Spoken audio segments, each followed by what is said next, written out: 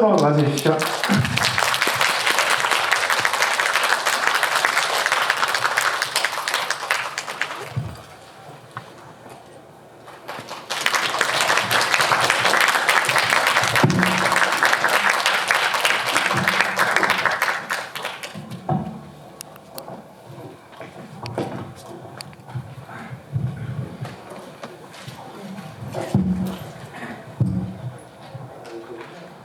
네. 자, 먼저 그럼 그 감독님, 네, 두 분 배우분들 좀 간단하게 인사말부터 먼저 해주시겠습니까? 네, 안녕하세요. 네, 바쁘신 시간 또 이 늦은 시간에 반갑습니다. 저는 전작 박하영을 만들었고 이번에 어른들은 몰라요 영화를 만든 이완이라고 합니다. 만나서 반갑습니다. 네, 안녕하세요. 저는 어른들은 몰라요에서 세진 역할을 맡은 이은이라고 합니다. 반갑습니다. 네, 안녕하세요. 저는 어른들은 몰라요에서 주연 역을 맡은 한이 혹은 안현입니다. 반갑습니다. 네. 제가 먼저 준비한 질문을 몇 가지 드리고, 네, 아까 말씀드린 대로 네, 게시판에서 네, 질문들을 골라서 네, 전달을 해드리도록 하겠습니다. 자, 먼저 이완 감독님에게 질문을 먼저 드리도록 하겠습니다. 박하영 다 보셨나요? 네, 목소리가 작네. 네, 그 박하영을 왜 보면 그 세진이라는 중간 나오는 그 인물 있죠, 여고생. 굉장히 이제 궁금해지는데, 이 인물을 주인공으로 한 영화가 이번 이제 어른들은 몰라요잖아요. 그래서 그 세진은 인물에 대한 어떤 호기심이 이어져 가기 때문에 훨씬 더 또 흥미로운 어떤 경험이 된 것 같습니다.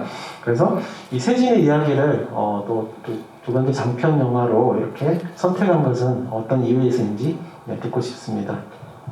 네, 그 몇 가지 이유가 있는데요. 네, 일단 제일 지금 이거를 어른들은 몰라요 만들고 생각이 나는 거는 첫 번째로는 그 박하영 때는 100여 차례 GV를 했는데 그때 이제 이대 아트하우스 모모에서 거의 GV 말미에 이제 어떤 관객 여자 두 분이 계셨어요. 근데 그분들이 저를 이제 끝날 때까지 기다렸다가 이제 이야기를 잠시 나눴는데 그분들이 실제로 쉼터에서 일하는 선생님이셨어요. 그래서 그분들이 박하영이라는 영화를 이야기를 듣고 보러 왔는데 이제 저를 만나서 이야기를 나누다가 저한테 꼭 한번 다시 한번 10대 영화를 만들어 줬으면 좋겠다라는 말씀을 남기시고 갔는데 그게 조금 내가 10대 영화를 다시 한번 만든다면? 이라는 물음이 생겼던 것 같아요. 그래서 그때 그 마음이 있었는데 조금 잊고 있다가 한참 이제 낙태로 대한민국이 찬반으로 뜨거웠을 때 그때 이제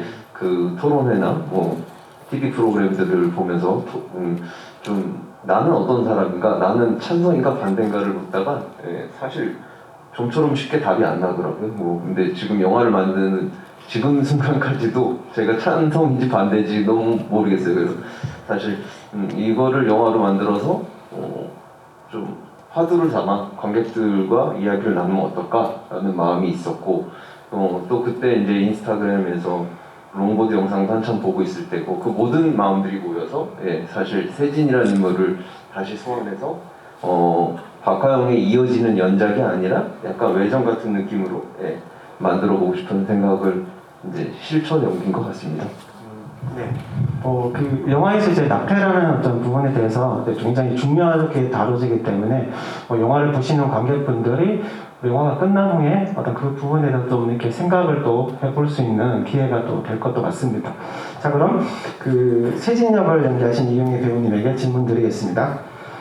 박하영에서보다 좀 더 확장된 이제 인물의 이야기를 연기하고 있는 것은 좀 배우로서도 좀 굉장히 좀 특별하고 재밌는 경험이 될 수도 있을 것 같다는 생각이 들거든요.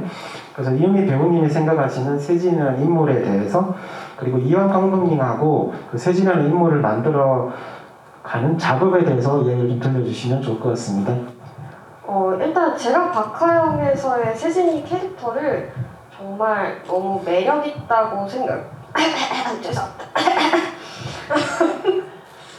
조금씩 웃어주셔야지. 순간 민망했습니다. 너무 매력이 있었다고 생각을 했었고요. 그래서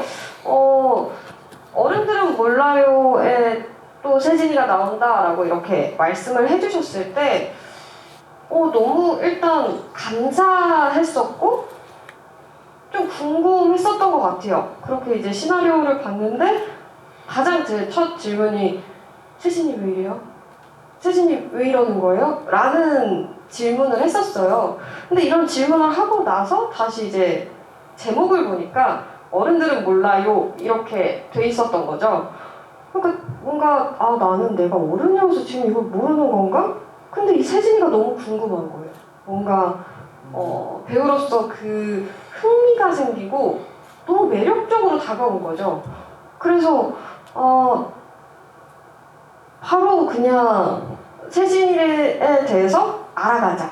내가 못 느끼면 그냥 얘가 돼보자 라는 생각으로 그냥 감독님이랑 계속 워크숍 하면서도 많이 얘기하고 또 촬영할 때도 뭐 전날에 다음날에 찍을 촬영에 대해서 또 얘기하고 이러면서 하나하나 다 소통하고 대화하면서 좀 이해하면서 그렇게 촬영을 해 나갔던 것 같아요. 그러면서 어떻게 지금 영화에 나오는 세진이의 캐릭터가 더 확고해지지 않았나라는 생각이 듭니다. 그럼 이제 이번에는 그 주영을 연기하신 안희연 배우님에게 질문드리겠습니다. 극 중에 이제 그 어려움에 처한 세진의 곁에서 끝까지 남아가지고 도움을 주려고 하는 유일한 인물이 이제 주영이잖아요. 네. 그래서 이번 작품에 참여하게 된 계기도 궁금하고 안희연 배우님이 생각을 하시는 그 주영이라는 인물은 어떤 사람인지 그 생각을 좀 듣고 싶습니다. 일단 이 작품에 참여하게 된 계기는요. 이 작품의 제안을 좀 특이하게 인스타그램 DM으로 받았어요. 감독님이. 저는 그때 당시 이제 전 소속사와의 계약이 끝나고 여행을 가 있던 상태였고 감독님은 이제 저랑 연락을 할 방법이 좀 없으니까 술을 마시시고 DM을 술 기운에 용기를 내셔서 DM을 보내셨다고 하시더라고요. 제가 원래 이제 막 DM을 이렇게 잘 확인하는 편이 아닌데 그날따라 여행도 갔겠다 할 게 없어서 보게 됐고 근데 감독님한테 연락이 와 있는 거예요. 저는 박하영을 만든 이환이라는 사람인데 제가 이제 차기작을 준비를 하고 있다. 어른들은 몰라요라는 제목이고 혹시 시나리오를 읽어봐 줄 수 있겠냐. 그래서 읽었어요. 박하영이라는 영화 너무 유명하잖아요. 그래서 읽었는데 처음에는 일단 제가 너무 용감한 사람, 너무 용감합니다, 당신. 그치만 출연에 관련해서는 죄송하지만 죄송하다는 말씀을 드려야겠습니다. 라고 말씀을 드렸어요. 근데 한국 오면 한번 보자고 하시더라고요. 그래서 만났어요. 그래서 이런저런 얘기를 가감 없이 얘기를 나눴죠. 근데 좀 기분이 나쁘실 수도 있을 거라고 생각을 했어요. 제가 저는 이런 자리 처음이라 어떤 얘기는 해도 되는지 어떤 얘기를 하면 안 되는지 저 잘 모릅니다. 그러고 그냥 막 얘기를 했거든요. 근데 감독님이 아무렇지 않게 오히려 그 얘기를 좀 흥미롭게 받아들여 주시고 막 얘기가 재밌게 진행이 되는 거예요. 그래서 이 사람 재밌는데? 이런 생각이 들었고 그래서 감독님한테 그럼 감독님 저는 아직 제 미래에 대해서 결정한 게 아무것도 없습니다. 근데 한 가지 결정한 건 제가 앞으로 뭘 할진 모르겠지만 그게 뭐든 조금은 제가 있는 이 세상에 좋은 영향을 줄 수 있었으면 좋겠어요. 근데 이 영화가 그 방향으로 가고 있는 게 맞나요? 라고 질문을 했고 감독님이 이 영화가 뭐 많은 걸 바꿀 거라고 생각을 하진 않지만 나도 그런 꿈이 있는 사람입니다 라고 얘기를 해주셨고 그리고 그 다음 날부터 이제 워크숍을 했죠. 감독님은 아무래도 이제 관객들은 이제 영화 속에서 어떤 인물을 보면서 그게 인물이 뭔가 좀 생생히 와닿기 위해서는 그 인물 캐릭터에 맞는 배우의 어떤 캐스팅이 굉장히 중요하다고 생각이 드는데요. 지금 이제 안윤 배우님 말씀하시듯이 재선하고 했는데도 불구하고 포기하지 않고 그럼 이 배우라는 어떤 확신을 가지고 계속 하신 거잖아요.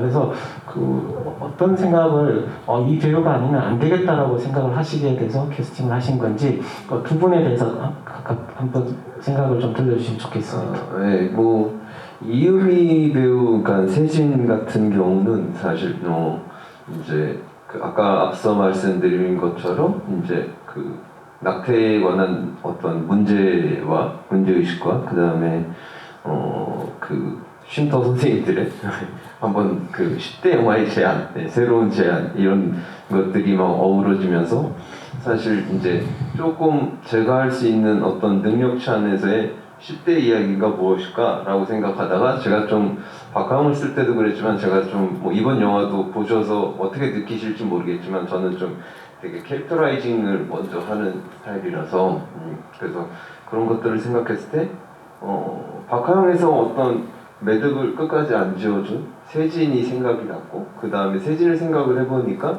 이유미 배우가 박하웅에서 보여줬던 현장에서의 저한테 보여줬던 어떤 연기에 대한 신념이나 연기에 대한 스펙트럼 자체를 좀 더 다양하게 좀 층층이 좀 견고하게 보고 싶다라는 생각을 했어요. 그러니까 어떤 이야기를 맡기면 어떻게 풀어나갈까 이 배우가. 그래서 이제 이유미 배우는 사실 좀 확실한 믿음을 갖고 제가 이제 캐스팅을 해서 작업을 같이 하고 싶다라고 생각을 했고요. 안희연 배우 같은 경우는 사실 뭐 저는 그렇게 생각을 했어요. TV에서 이제 보여주는 모습들이 되게 건실하고 되게 그 다음에 긍정적이고 되게 건강한 모습이었거든요. 마치 그 굿세어라 금투나 같은 뭐 그런 느낌이었는데 그런 대중들의 인식을 안희연 배우가 주연을 하면 굉장히 즐겁고 좋은 배신을 할 수 있겠구나라는 생각을 가졌어요. 그래서 한번 그런 모습을 좋은 배신이라는 거는 사실 대중들한테도 좋고 저한테도 좋은 거고 그리고 그런 게 실제 생활을 하는 게 아니라 탐험을 하는 거잖아요. 그러면은 안희연이라는 사람한테도 그런 삶을 한번 경험 혹은 뭐 한번 해봤을 때 나중에 되게 좋은 경험이 되고 좋은 자산이 되겠구나라는 저만의 생각이 있었어요. 그래서 이제 그걸 포기하지 않고 이제 무리하지 않는 선에서 이제 안희연 배우한테 만나자고 제안을 했고 만나서도 무리하지 않는 선에서 계속 그냥 이야기를 천천히 나누면서 같이 이제 작업을 하게 됐죠. 만나서 설득할 자신은 있었던 거죠?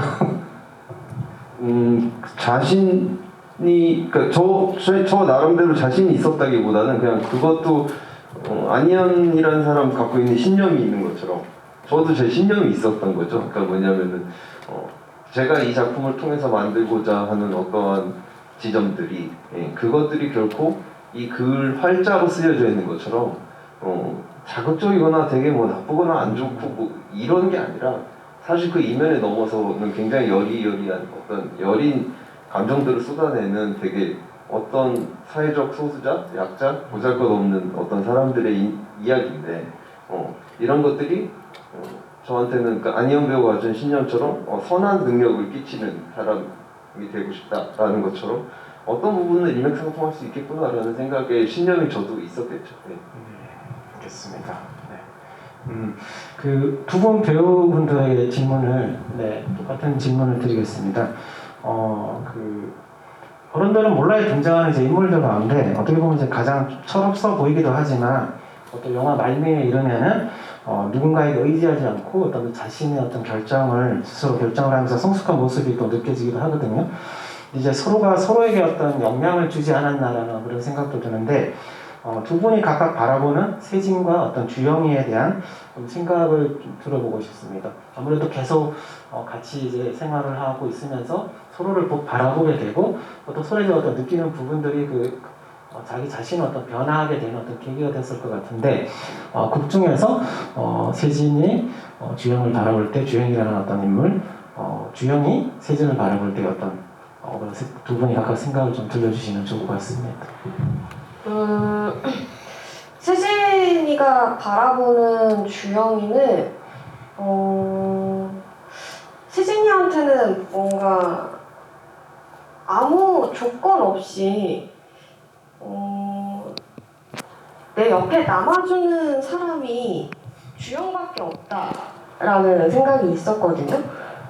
그런 경험을 했기 때문에 세진이가 그런 이제 아이를 낳겠다 마음 먹고 그 가족에게 가서 그 마음을 뭔가 도망치지 않고 그냥 가만히 있었을 수 있겠다 싶은 마음이 들었었어요. 뭔가 아무 조건 없이 나를 받아들여줬던 주영이에 대한 고마움? 그러면서도 어떠한 동질감을 느꼈었던 것 같아요. 그렇기 때문에 뭔가 세진이한테 주영이는 평생 잊을 수 없는 어떤 가장 큰 친구로 남지 않았을까? 라는 생각이 듭니다.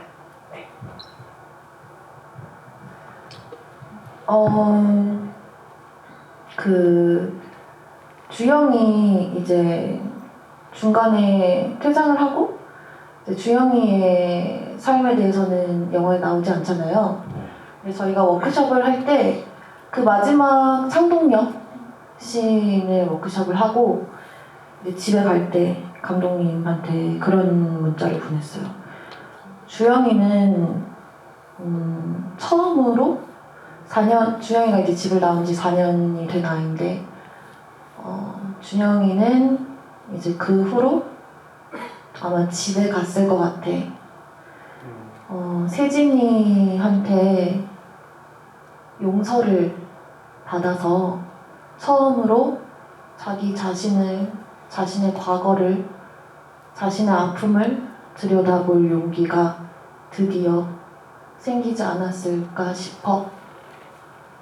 그리고 그렇게 살아갈 수 있을 것 같아. 이런 얘기를 했어요, 감독님한테. 주영으로 살아갈 수 있게끔 해줄 수 있는 그런 존재이지 않을까 싶어요. 그 영화에 어쨌든 이제 두 인물이 이제 어쨌든 헤어지게 되는데 어땠을 것 같은가요? 그 두 인물이 다시 또 나중에 어느 순간 또 만났을 수도 있을 것 같은가요?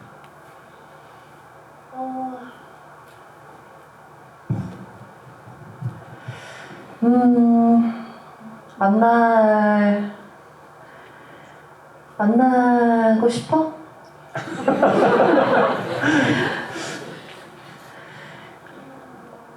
내가 잘 살고 있다면, 그리고 너가 잘 살고 있다면,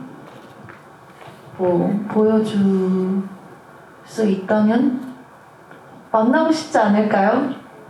네, 나 잘 살고 있다고 보여주고 싶을 것 같아요. 저 같은 경우는. 저는 안 보고 싶을 것 같다라고 생각했거든요. 너무 고맙고 나에게 너무 소중한 사람이어서 이 사람의 아픔을 세진이가 그냥 바라보기가 싫었을 것 같아요. 잘 살았으면 좋겠다는 마음이 크지만 아닐 수도 있다는 생각을 세진이는 할 수 있는 아이라고 생각을 해서 그냥 이 이별로 그냥 내 인생에서 가장 소중한 친구로 평생 그냥 이렇게 기억 속에서 남는 게 세진이한테는 가장 아름답고 그게 제일 세진이다운 생각이지 않을까? 라는 생각이 좀 드는 것 같아요. 주영이는 다음을 기약할 것 같아. 기약해볼 수 있을 것 같아. 세진이 덕분에. 네. 두 분 이제 생각은 다르지만 또 영화 바깥에서는 또 두 분이 굉장히 또 이렇게 친해지셨다고 하시네요. 네. 자, 그럼 이제 관객분들 남겨주신 질문을 골라보도록 하겠습니다. 천우희라는 닉네임이고요. 네, 이완 감독님께 궁금해요. 영화 전체적으로 그리고 엔딩 크레딧까지 힙합 음악이 굉장히 많이 쓰였는데 그 이유가 궁금하고 굉장히 큰 볼륨으로 음악을 삽입해 뮤직비디오 같은 연출을 많이 사용하셨는데 이런 연출 방식을 사용한 이유가 있는지 궁금합니다. 라고 남겨주셨습니다. 이 영화를 이제 생각했을 때 사실 조금 저한테는 도전이었어요. 그러니까 뭐 물론 영화 작업이 도전이지만 사실 근데 박하영이라는 영화가 어차피 저한테 이제 제가 만들었고 저한테 이제 붙어 다니는 전작이잖아요. 네, 그러다 보니까 워낙 강력하게 호불호가 나뉘는 영화였고 좋아해 주시는 분들도 너무 많고 하지만 또 굉장히 불편하고 힘들어 하시는 분들도 많았거든요. 그래서 사실 저는 이번 영화를 조금 만들면서는 좀 되게 이야기도 보편적이지만 어떤 룩이나 그 다음에 음악, 그 다음 모든 것들이 되게 보편적으로 관객들한테 다가가길 되게 바랬던 것 같아요. 그래서 처음부터 아예 이 시나리오를 기획할 때 모든 음악은 힙합 그리고 롱보드랑도 잘 어울린다고 생각을 했고 그 음악과 롱보드에서 자유로움을 선사하고 싶었고 그래서 색감도 좀 되게 많이 썼던 영화였거든요. 그러다 보니까 그렇게 생각을 하고 접근을 했는데 이제 이러면서 한 명 한 명 이제 접근을 해서 하다 보니까 롱보드를 이미 배우한테 가르쳐준 이제 롱보더들도 사실 그 우리나라에서 실질적으로 이제 되게 유명한 되게 챔피언들이세요. 국가 대표로 나가서 상도 많이 받고 하는 분들인데 그 아티스트 분들이 저희 영화에 참여했고 그 다음에 음악도 위더플럭 그 스윙스 아티스트 회사의 대표 프로듀서인 이제 세우 프로듀서가 이제 합류를 하면서 이제 윤회인, 뭐 브린, 오웬 뭐 이런 아티스트들이 다 참여해서 하나의 영화가 조금 더 풍성해지게 콜라보가 된 거거든요. 그래서 이제 제가 맨 처음에 원했던 좀 더 보편적이고 대중성이라는 것이 나 혼자 감당할 수 없다면 어떤 이런 실험들로 좀 희석이 되면 어떨까라는 생각이 있었던 것 같습니다. 그 오늘 저도 이제 영화를 보면서 사운드 트랙에 대해서 반드시 질문이 나올 거란 생각을 했었거든요. 그만큼 이제 인상적이었는데 감독님 이게 또 사운드 트랙이 나온다고 말씀을 하셨죠. 네. 이 사운드 트랙은 이제 그 아까 좀 전에 말씀드린 이제 스윙스 아티스트님의 그 회사인 위더플럭에서 이제 5월 초 중순에 이제 공식 OST로 발매가 될 예정입니다. 네. 자, 그럼 두 번째 질문을 골라보겠습니다. 영원 닉네임으로 남겨주셨는데요. 이유미 배우가 무슨 신들린 것처럼 완전 몰입해서 연기를 하신 것 같았어요. 이야기가 말이 되는 것처럼 보이는 이유도 이 연기가 뒷받침되어서 가능한 것 같은데 평소 성격과 유사성이 있어서인지 아니면 시나리오상 디테일하게 제시가 되었었는지 궁금합니다라고 남겨주셨습니다.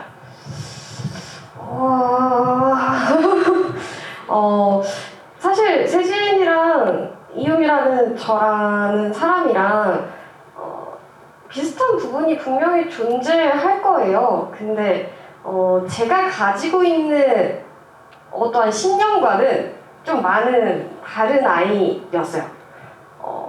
그러다 보니까 워크숍 할 때 정말 많은 걸 그냥 내려놓고 그냥 감독님이 이렇게 하시는 어떠한 워크숍, 어떠한 훈련들 중에서 정말 그냥 이유미라는 사람이 쓸 수 있는 모든 감정을 그냥 완전 다 써본 것 같아요. 그걸 다 써보니까 이제 촬영할 때는 섬세하려고 하지 않아도 섬세해지는 순간들이 존재했었던 것 같아요. 뭔가 해봤으니까. 그래서 그런 워크숍 때문에 세진이라는 캐릭터가 제 바로 등 뒤에 서 있는 느낌? 그게 가능해졌었던 것 같아요. 네.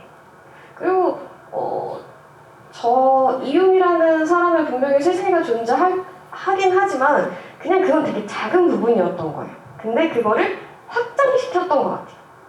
그러면서 세진이가 탄생한 느낌? 네, 그런 느낌이었습니다. 네, 그 안희연 배우님의 질문 드리겠습니다. 그 주영이라는 인물은 박하영에서 또 세진을 또 떠올리게 하는데요. 영화 속에서 드러나지 않는 가출 4년차 주영이라는 어떤 인물이 그 사연이 이제 영화 속에서는 이제 묘사가 되지 않고 있는데 혹시 이제 이 주영이라는 인물의 어떤 그 이야기가 있었는지 좀 궁금하거든요. 그 이야기를 좀 더 해주시면은 좀 주영이라는 인물을 이해하는 데 있어서 좀 더 도움이 될 것 같습니다. 주영의 전사 같은 경우에는 주영은 이제 평범하게 학교를 다니던 학생이었는데 이제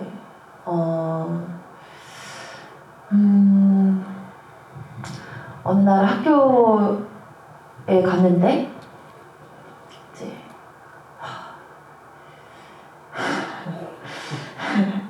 이 피가 이 감독님이 설정해 놓은 어떤 주영의 전사가 있었어요. 이런 피가 막 낭자한 거예요. 어떤 그런 사건이 있었고 그 사건에 이제 어떤 그 사건에 어떤 가해자가 있었고 그 유도한 인물이 되어 있었고 근데 그 사건에 이제 휘말리게 된 거죠. 근데 그 속에서 학교에서도 가정에서도 보호를 받지 못했던 세진과 마찬가지로 어떤 어른들에게서도 보호를 받지 못해서 이제 그 환경에서 이제 도망쳐 나온 4년 전에 뛰쳐나와 버린 그렇게 거리로 나와 버린 소녀예요. 근데 이제 워크숍을 진행을 하면서 그 모든 그 과정들을 유미랑 그다음에 감독님이 재현을 해주셨어요. 선생님이 되었다가 아빠가 되었다가 엄마가 되었다가 그게 사실 텍스트로 되어 있었던 게 아니라 뭐 친구가 되었다가 그래서 이게 조금 혼재되어 있긴 해요. 제 머릿속에서. 그렇게 그 저의 전사를 워크숍을 통해서 제가 실제로 경험한 것처럼 제 안에 이렇게 좀 각인이 되었죠. 그럼 그 세진과의 어떤 첫 만남에서 주영이 이제 세진에게 다가가게 되는데 그는 어떤 세진의 모습을 통해서 어떤 자신의 그 예전 모습을 좀 떠올리는 어떤 그런 부분들이 좀 작용을 했을까요? 사실 1차적인 목표는 보이는 그대로처럼 어떤 목표물, 포착, 접근이지만 사실 개인적으로 제가 연기를 할 때는 단지 그것만은 아니었던 것 같아요. 저는 세진에게서 저도 봤고 그리고 그 과거의 사건들 속에 있던 그 인물들 제가 죄책감을 가지고 있고 제가 어떤 애정이 있고 증오가 있던 그 제 과거 속에 있던 인물들을 봤거든요. 그랬던 것 같아요. 네. 자, 다음 질문 넘어가겠습니다. 필립 아델스님이 남겨주셨는데요. 세 분 모두에게 드리는 질문이라고 이제 하는데 영화에서 감정적으로도 체력적으로도 힘들었을 것 같아 보이는 장면들이 길게 나온 게 눈에 띄었습니다.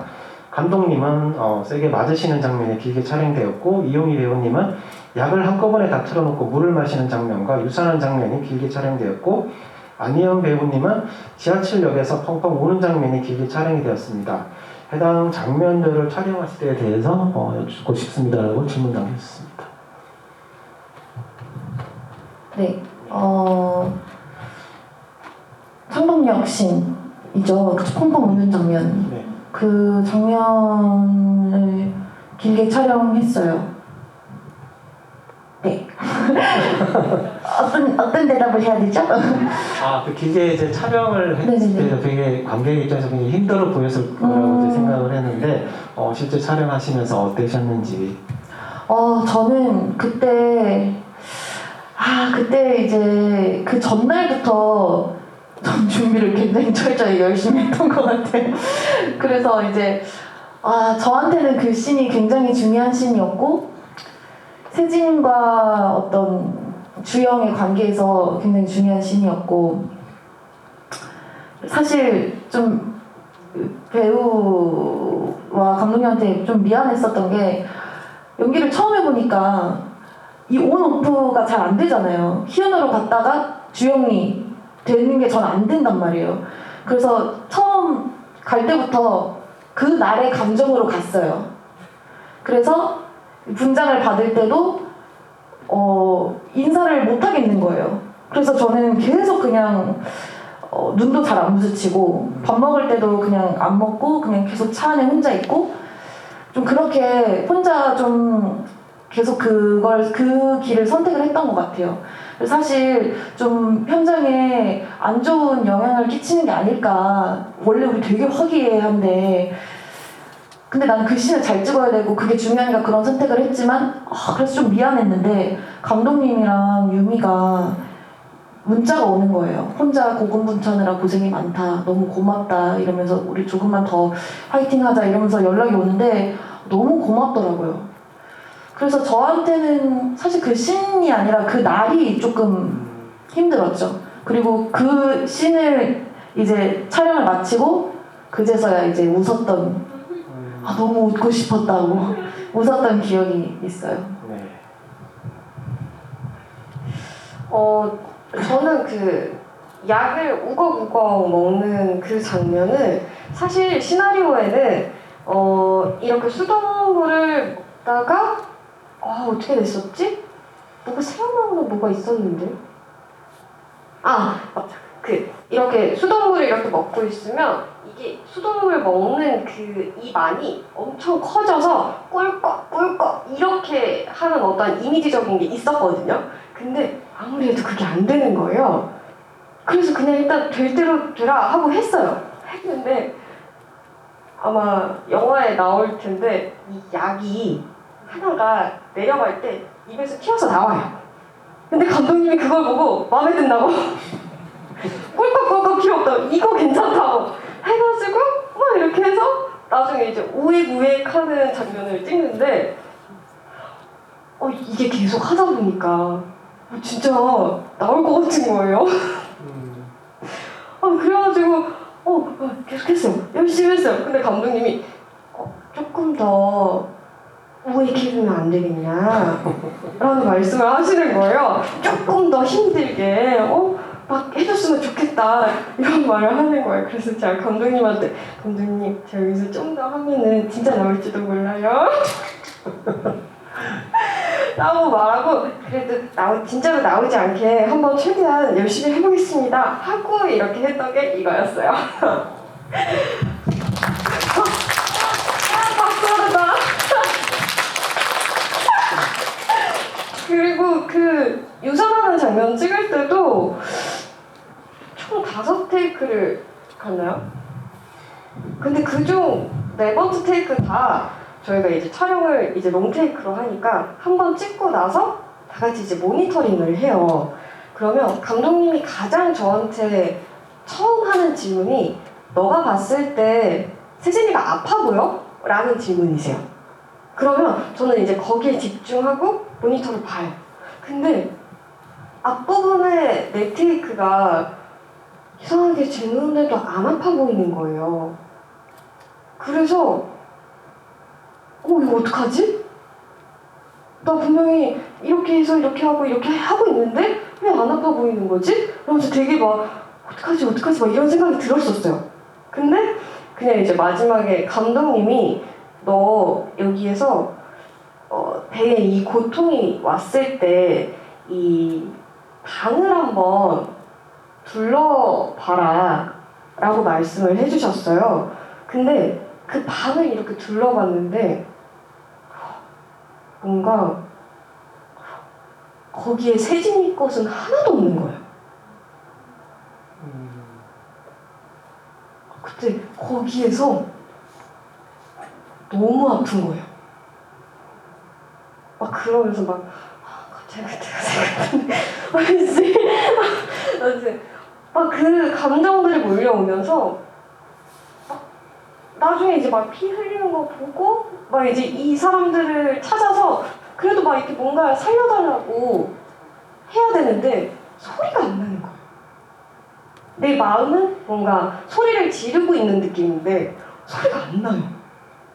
그래서 그렇게 찍고 나서 잠깐 기억이 없어요.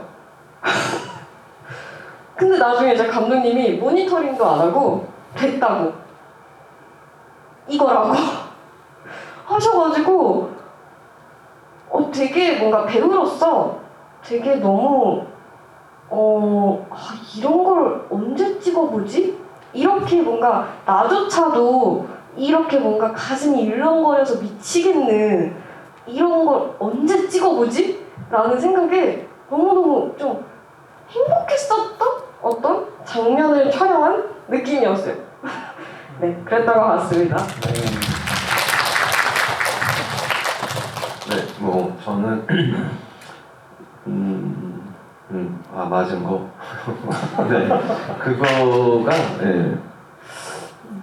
거기에 대한 그냥 에피소드로 대답을 드릴게요. 그게 참 옛말이 틀린 게 없더라고요. 때린 놈이 다리 뻗는 게 그 맞은 놈 아니구나. 예, 그 아무튼 그 때린 놈이 다리 뻗는 게 아니라 맞은 놈이 다리 뻗는다 뭐 이런 말처럼 그 맞기는 제가 엄청나게 허준석 배우한테 맞았는데 근데 사실 이제 제가 연출하는 의도니까 야 계속 그냥 그거는 내가 지지 않고 너한테 어떤 반항은 못하지만 눈으로서 감정을 줄 테니까 그 감정을 죽여라 완전히 죽일 때까지 계속 가학을 해라 라고 했거든요. 근데 이제 허준석 배우는 그거를 믿고 이제 한 거죠. 근데 했는데 제가 이제 저는 이제 여기서 쉽게 지면 안 된다 했어요. 허준석 배우도 워낙 연기를 잘하니까. 근데 서로 이제 그 기싸움이 길어지면서 이제 길게 찍게 됐는데 그러다 보니까 이제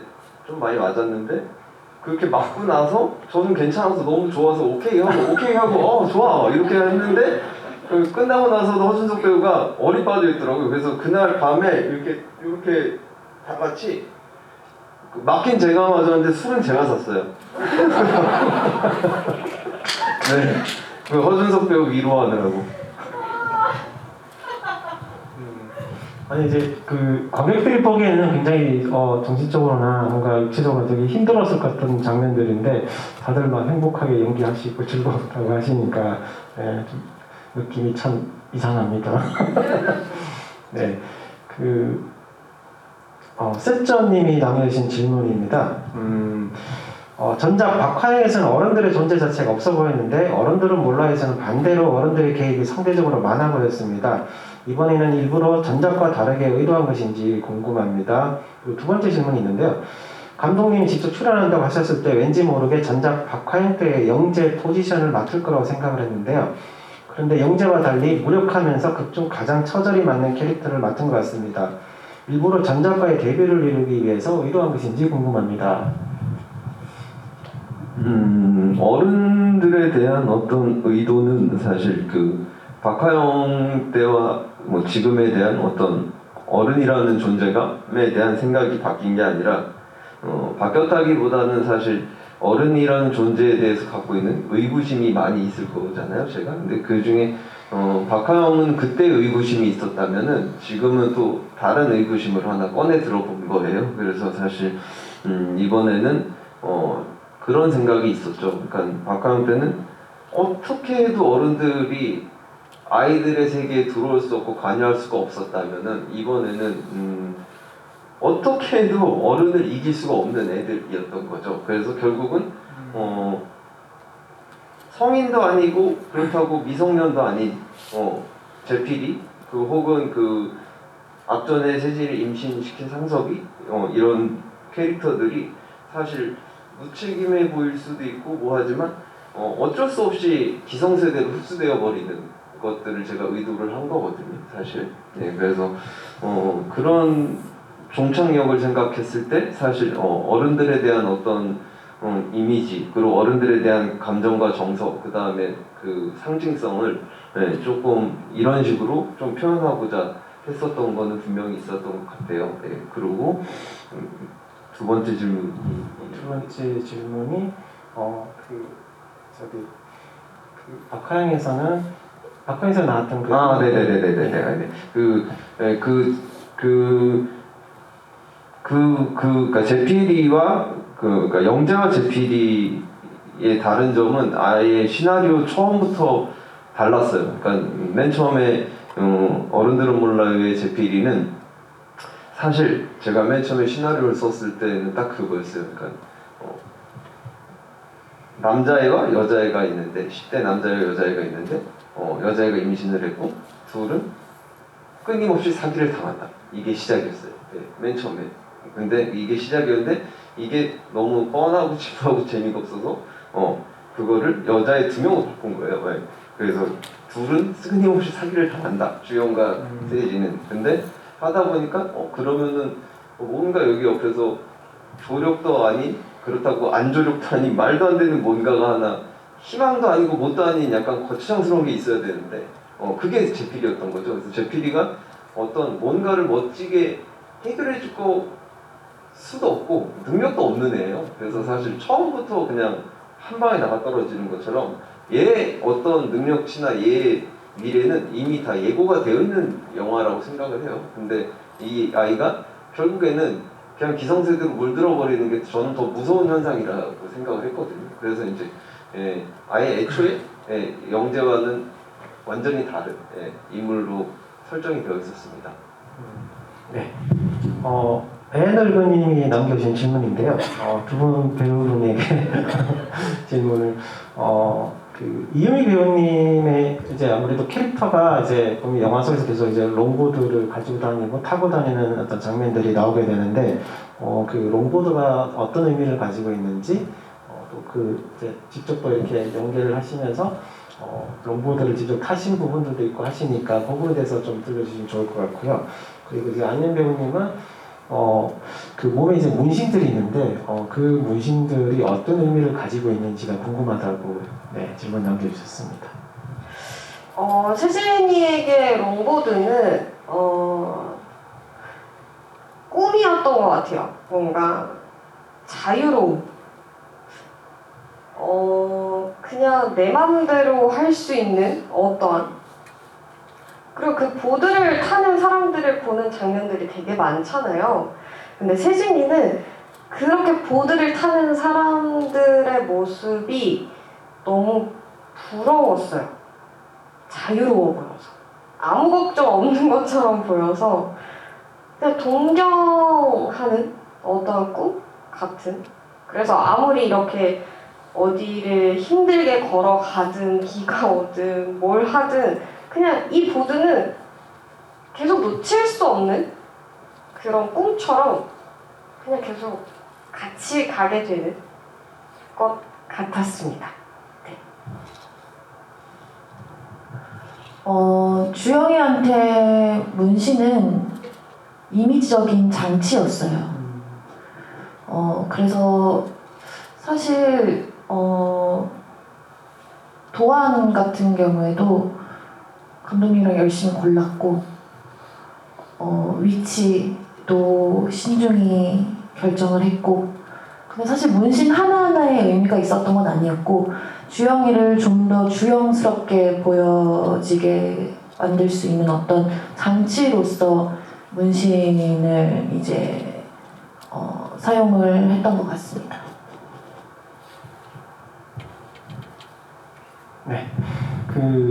아까 이제 제필에 대한 이야기를 감독님이 이제 말씀을 하셨는데, 저는 이 영화를 보면서 이제 제필에게 어떤 장면들이 굉장히 인상적이었는데, 형에게 반항을 하다가 이제 폭력으로 결국 이제 굴복을 하게 되고, 영화의 말미에 가면 또 반대로 자신이 약자에게 폭력으로 어떤 제압을 하고 강요를 하는 그런 모습들이 있는데, 그게 일종의 폭력의 어떤 계물림이라는 얘기도 있듯이 우리가 어떤 사회 속에서 어떤 만날 수 있는 어떤 그런 사람들을 굉장히 많은 사람들을 보는 것 같아요. 어떤 좀 잘못된 어떤 어른의 모습이라고 해야 되나요?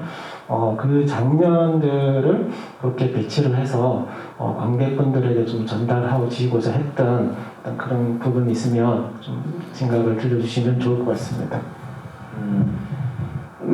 그 생각은 사실 지금 이 영화를 보시면은 이제 제가 이 영화 속에서, 그러니까 제가 생각하는 어른이라는 것이 이 영화 속에 있는 어른의 모습도 있지만 그렇지 않은 모습도 있는 거는 사실이거든요. 근데 이 영화에서는 제가 생각하는 어른은 이렇게 좀 다루긴 했는데 제필이가 그러니까 별반 다를 거 없이 어떤 악순환 같은 거죠. 그래서 사실 결국은 기성세대 제가 생각하는 어떤 기성세대의 한 부분이 전체가 될 수는 없겠지만 괴물처럼 보이는 어떤 기성세대가 있다면 제필이도 성년도 아닌 미성년도 아닌 제필이가 결국은 괴물로 변해버리는 어떤 그런 답습 그리고 그런 되물림 그리고 그런 좀 뻔한 결말 이런 것들을 조금 생각을 하고 의도해서 사실 쓰기도 했고 그런 감정으로 연기를 하고 싶어서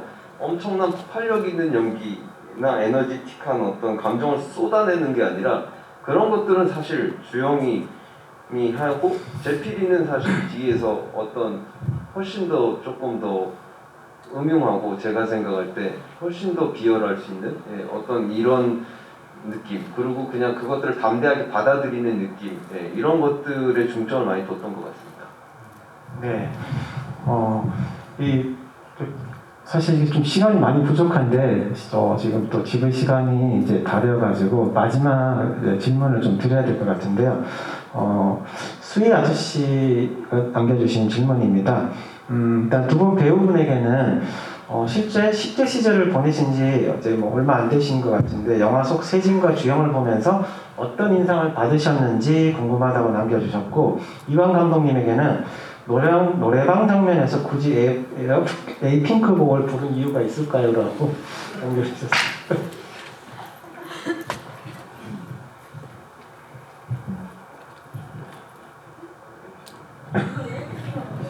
네. 에이핑크가 답이 빠를 것 같아서. 아니 뭐 그거는 그냥 뭐 웃으셨다면 너무 좋은데 안 웃으셨다면 죄송합니다. 그냥 제가 그냥 갖고 있는 서툰 개그였습니다. 뭐 1도 없어 뭐 이게. 근데 그게 약간 반반이더라고요. 웃으실 때가 있고 안 웃으실 때가 있어서 참 웃어줬으면 감사드리겠습니다. 감독님 추가로 이제 두 분에게 이제 10대 시절에 대한 질문이 이제 갔기 때문에 감독님이 이제 박하영에 이어가지고 어른들은 몰라요까지 어떤 10대의 어떤 주인공을 내세운 이야기를 만들으셨는데 어떤 그 10대라는 어떤 거기에 포인트를 준 어떤 이유를 좀 들려주시면 좋을 것 같습니다. 제가 생각하는 10대는 저도 10대를 지나온 지 조금 이제 시간이 지났는데 항상 근데 좀 돌이켜서 생각하면 생각할수록 계속 아련한 것 같아요. 그러니까 이게 좀 답이 안 나서 그러니까 저는 모르겠어요. 이 영화를 보고 그다음 이 영화를 안 보시고도 자신의 10대를 생각했을 때 어떠신지들은 잘 모르겠지만 기분이 저는 제 10대가 굉장히 미완의 10대, 그러니까 완성되지 못한 10대라고 생각을 하거든요. 그러다 보니까 어떤 성장 영화를 굉장히 좋아하기도 하고 성장에 대해서 관심이 되게 많고 또 그 성장이 그러니까 그 사회가 성장에 어떤 영향을 미치는지도 굉장히 연관성을 궁금해하는 개인적인 사람으로서 그런 것들에 대한 이야기를 박하영도 마찬가지고 사실 어른들은 몰라도 그러니까 시작점은 달랐지만 비슷한 부분들이 존재하고 있는 것 같아요. 숨어 있는 것 같아요. 그래서 사실 그런 것들 안에서 어떤 관계성, 그러니까 가족에 대한 관계, 친구에 대한 관계, 그리고 막 얽히고 설켜 있는 여러 가지 인간들의 관계들에 대해서 사실 저도 이 영화를 찍고 이제 느꼈던 건 편집하면서 박하영 때도 폭력이라는 것들을 사람들이 먼저 피부에 와닿으니까 되게 느낄 수 있지만 사실 거기서도 엄마와 친구와 막 여러 단체들 팬들에 대한 관계들을 그려냈다면 이번에도 역시 가장 어린 세정이가 가장 정상적으로 보이고 좀 나이에 맞지 않게 철이 너무 일찍 들어버린 어떤 이런 이미지로 보이는 부분 어른들이 모르는 것도 세정이는 가장 명쾌하게 알고 있는 것처럼 구원까지는 아니지만 어떤 되게 정상적 범주에 있는 사람처럼 보이고 나머지 사람들의 관계들은 다 얽히고 설켜서 이상하게 쓰여져 있고 이런 것들에 대한 세계관 그러니까 뭐 세정과 세진도 가족이잖아요. 그러니까 이런 것들에 대한 어떤 세계관과 궁금증이 있는 것 같아요. 그래서 계속해서 10대 영화나 성장 영화를 만들진 않겠지만 제가 만약에 이후에 뭐 어떤 장르 영화를 만든다고 해도 그런 세계관은 계속 내포가 되지 않을까라는 생각이 듭니다.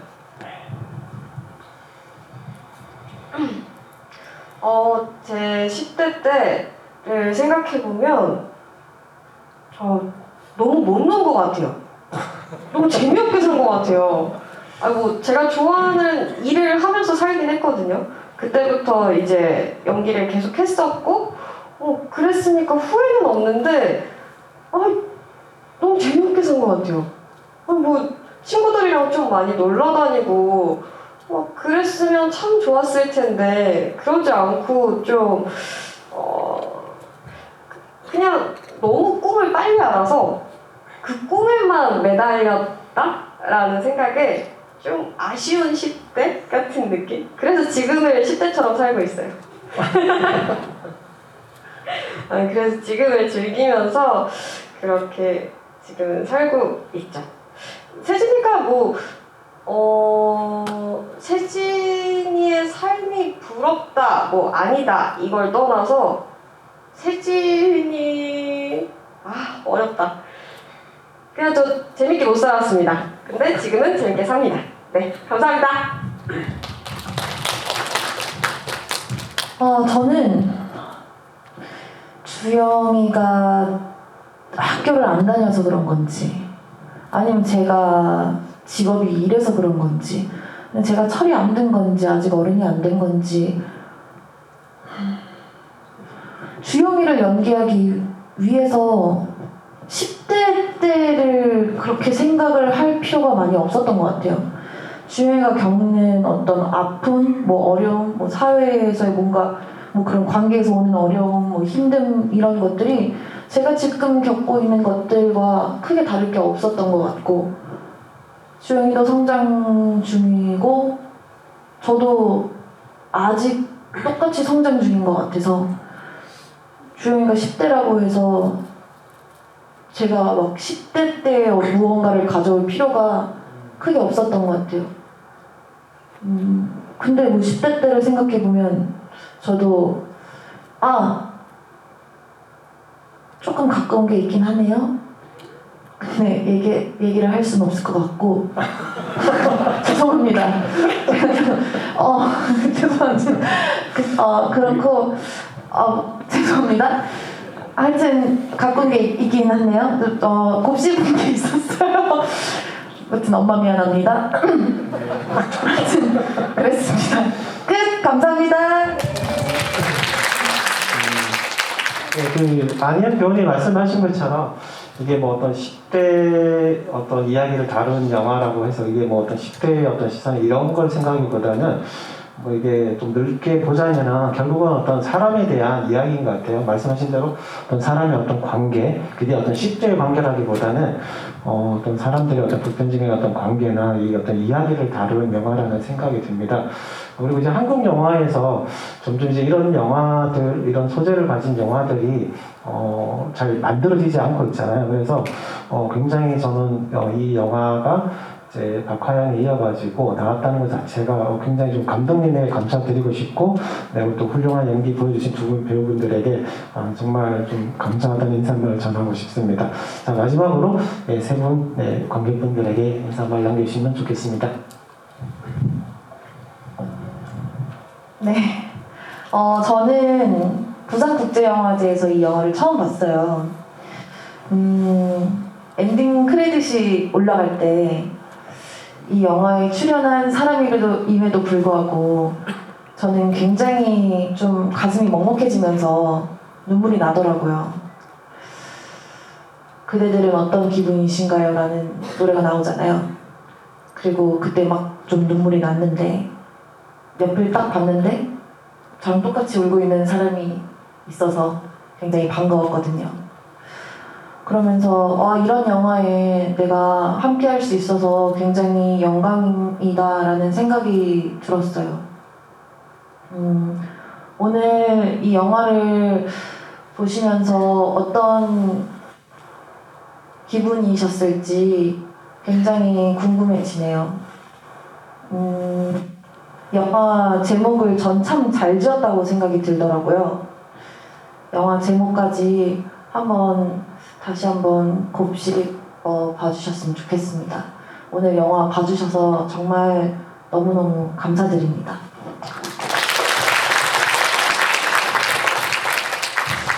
어른들은 몰라요를 이렇게 보러 와주셔서 너무 감사하고요. 오래오래 기억이 되는 그런 영화로 남았으면 좋겠어요. 네, 많이 기억해주세요. 감사합니다. 네, 먼저 첫 인사랑 똑같지만 바쁘고 늦은 시간에도 또 이 시국에 이 영화를 만나러 시간 내서 찾아와 주셔서 너무 진심으로 깊은 감사를 드립니다.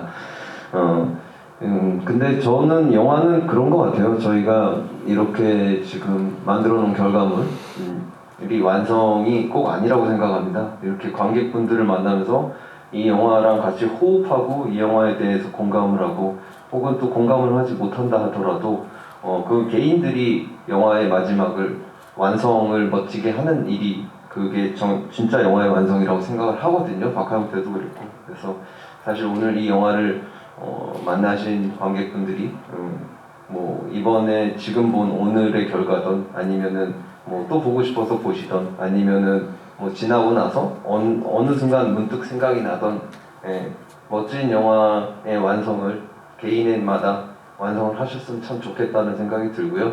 그리고 이건 너무 장사치 같은 얘기지만 꼭 보시고 나는 그래도 이 영화에 동의할 수 있어 라고 생각하시면 요새 SNS 발전 많이 돼 있습니다. 네, 글 좀 많이 남겨주십시오. 왜냐면 저희 영화 작은 영화인데 그런 어떤 작은 미랄 같은 기적의 씨앗들이 모여서 큰 기적을 이뤄낸다고 생각합니다. 이 어려운 시기 그리고 꼭 이 시기만이 아니더라도 이런 저희 같은 영화는 항상 큰 어려움들이 너무 많이 산재되어 있는데요.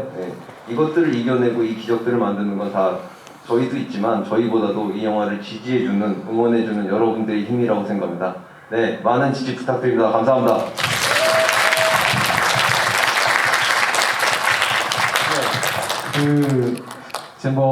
워낙 이제 영화를 많이 보시는 분들 이제 한 편의 영화를 보고 나면 요즘 영화도 보고 나면 금방 잊혀지잖아요. 그날 당일이나 다음날 정도 얘기하다가 그냥 굉장히 휘발성이 강한 영화들이 너무 많은데 어른들은 몰라요 같은 영화가 좀 이렇게 불길이 좀 불씨가 끝나지 않고 계속 이렇게 이어져 갈 수 있기를 관객분들이 좀 계속 이렇게 이야기를 해주시면 좋을 것 같습니다.